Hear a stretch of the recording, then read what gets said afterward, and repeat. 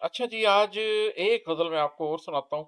Again पूरी गज़ल नहीं सुनेंगे, कुछ अशआर इसके डिस्कस करते हैं। सांस लेती सहर में देखा है, जो किसी की नज़र में देखा है।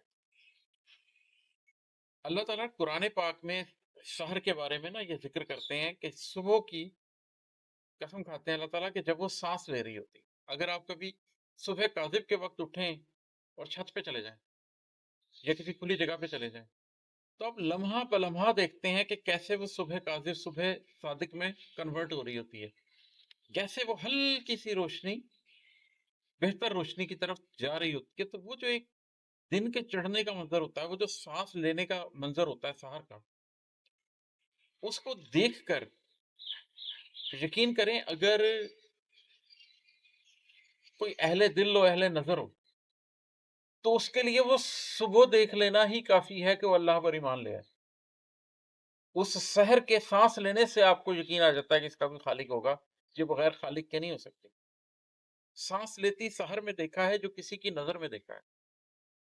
इसी तरीके से जो साहिब नजर होता है ना, उसकी नजर जब आप पर पड़ती है, तो उसकी एक एक निगाह से आप तब्दील होते हैं। उसकी एक एक बात से आप तब्दील होते हैं, इसलिए कि मोमिन अल्लाह की आंख से देखता है।